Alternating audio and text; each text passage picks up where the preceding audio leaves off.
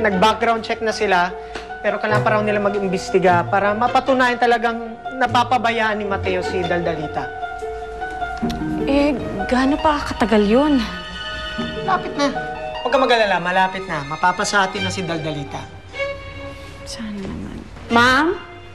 Sir? May naghahanap po sa inyo. Sino daw? Babae po. Jiran! It's me! Is this a surprise? Or is this a surprise? Surprise!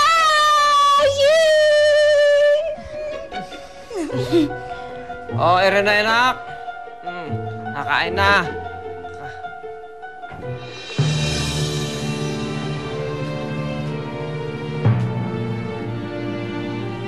Saan punta yun?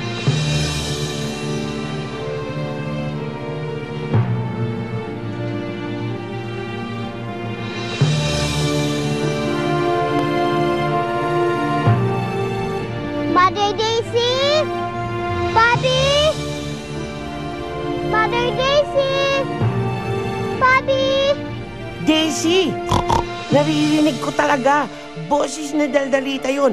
Makinig kang mabuti. Mother Daisy! Bobby! Alam mo, Bobby, sobrang mo lang namimiss si Daldalita kaya naiisip mo na narinig mo ang boses niya. Halika na nga. Halika na. Mother Daisy! Bobby!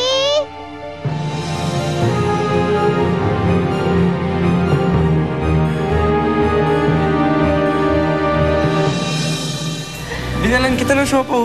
Gusto mo? Di ba sabi ko naman sa'yo, tigilan mo muna panliligaw sa akin. Sino ba sabing ikaw kausap ko? Si Kuya Arthur ang kausap ko. Gusto mo siopaw? Ito.